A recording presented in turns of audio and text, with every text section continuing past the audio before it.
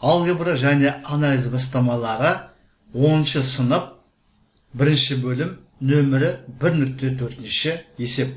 Сәлеметсіздер ме, құрметті оқырмандар? Сіздермен бірге математика пәнінің оқытушысы Асиетов Амангелді Құмарлы. Бүгінгі сабақта 10 сыныптың бір есебін толығымен талдайтын боламыз. Бұл есеп 4 пункттен тұрады.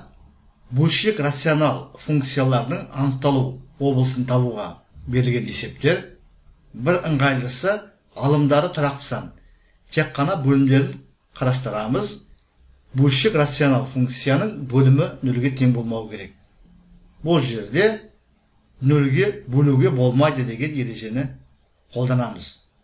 Яғни бөлшектің бөлімі нөлге тең болмау керек. Сондықтан бөлшектің бөлімі нөлге тең емес деп теңсіздік шешеміз. Бөлшектің бөлімі x квадрат плюс 2x тең емес нөлге. Квадрат теңсіздік ретінде шешуге болады. Бірақ бұл жерде қараңыздар, сол жағында толымсыз квадраттық үшінші болғандықтан көбейткіштерге жіктеу тәсілін қолдану жеңіл болады. Сол жағында ортақ көбейткіш x-ті жақшаның сыртына шығарып жіберемін. Сонда x көбейтілген жақшаның ішінде x плюс 2 болады. Осы өрнек тең емес нөлге. Енді еске түсірейік.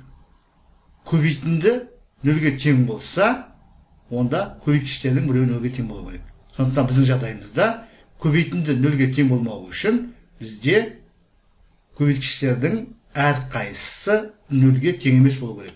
Біріншіден x тең емес нөлге,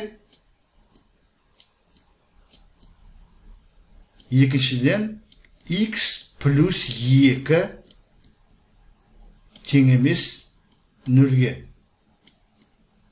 Соңғы теңсіздіктен x тең емес минус 2-ге деген шығады. Сонымен x нөлге тең емес, және x минус 2-ге тең емес. Немесе жауабын былай жаза аламыз. X тиісті минус шексіздіктен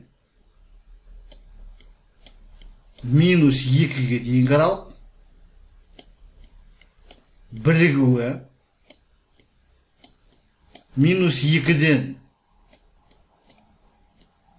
0-ге дейінгі аралық бірігуі 0-ден плюс шексіздікке дейінгі аралық.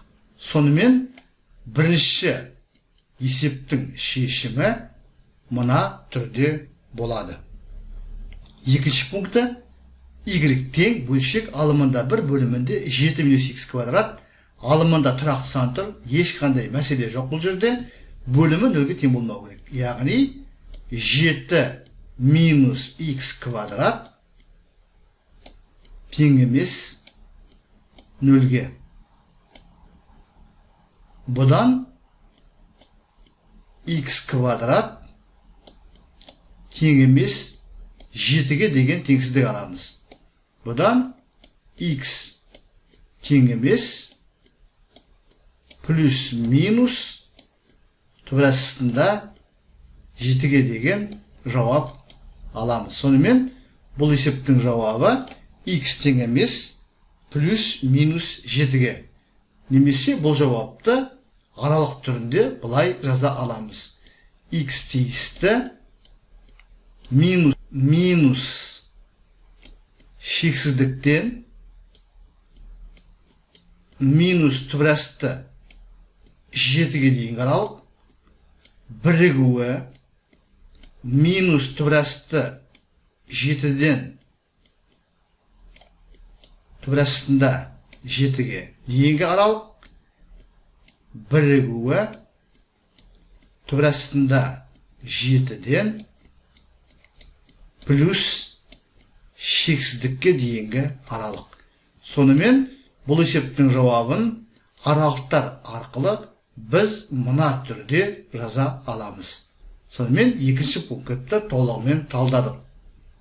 Үшінші пункт Y-тен бөлшек алымында 4 бөлімінде 5x квадрат плюс 0,6. Жоғарыдағы есептердегі сияқты алымында тұрақты сан тұр. Бұл жерде ешқандай мәселе туындамайды. Сондықтан біз тек қана бөлімі 0-ге тең емес деген теңсіздікті шешуіміз керек. 5x квадрат плюс 0,6 тең емес 0-ге. Бұдан 5x квадрат тең емес минус 0,16 деген теңсіздік аламыз. Бұдан x квадрат тең емес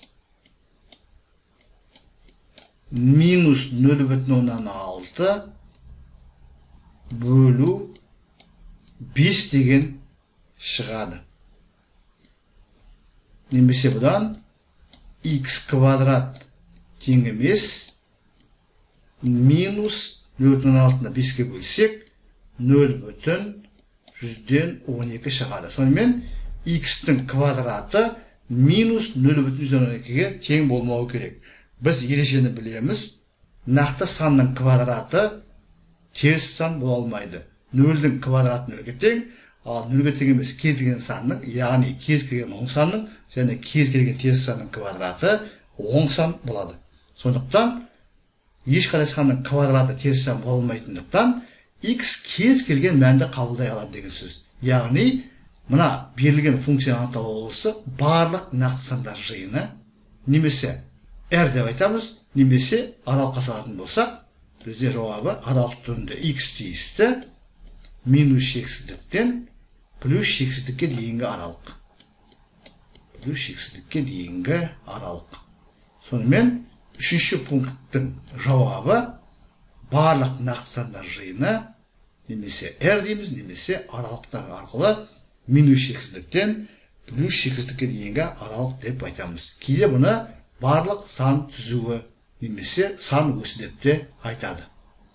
Сонымен үшінші пунктті толығымен талдадық. Төртінші пункт Y-тен минус бөлшек алымында 8, бөлімінде 9x минус 4,5. Алдындағы минус функция анықталу болысына әсер етпейді. 8 алымында оның да ешқандай әсері жоқ. Сондықтан бөлшектің бөлімі 0-ге тең болмауы керек. Сонымен бөлшектің бөлімі 9x минус 4,5 тең емес 0-ге. Бұдан 9x тең емес, біз минус 4,5-ті оң жаққа шығарамыз. Таңба қарама қарсы өзгереді. 4,5 болады. Бұдан x тең емес 4,5-ті 9-ға бөлеміз. Сонда бізде 0,5 шығады. Сонымен бұл есептің жауабы x тең емес 0,5-ге. Немесе аралықтар арқылы біз бұл жауапты x тиісті минус шексіздіктен 0,5-ге дейінгі аралық бірігуі 0,5-тен плюс шексіздікке дейінгі аралық деп жаза аламыз. Сонымен жауабымыз мына түрде де жазылады. Сонымен құрметті оқырмандар, біз бүгінгі сабағымызда 10-шы сыныптың алгебра оқулығының бірінші бөліміндегі нөмірі 1.4 есепті толығымен талдадық. Есеп 4 пунктте тұрады. Әр пунктте бөлшек рационал функция қарастырылады. Алымында әрқайсысында тұрақты сан тұр. 4-ші пунктте бөлшектің алдында минус тұр. Ол минус функция анықталу болысына әсер етпейді. Бұл есептерде ең бастысы бөлшектің бөлімі 0-ге тең болмау керек. Себебі 0-ге бөлуге болмайды. Сондықтан 4 пункттың әрқайсысында бөлшектің бөлімі 0-ге тең емес деп алып, теңсіздік шешеміз. Сіздерге барлығы да түсінікті болды деп ойлаймын. Түсінікті болса, лайк қойыңыздар. Каналға жазылмаған оқырмандар болса, каналға жазылыңыздар. Мен бұдан әріде математика мен математикалық сауаттылықтың материалдарын талдап, каналға жүктеп отыратын боламын. Зейін қойып тыңдағандарыңыз үшін көп рахмет. Келесі кездескенше.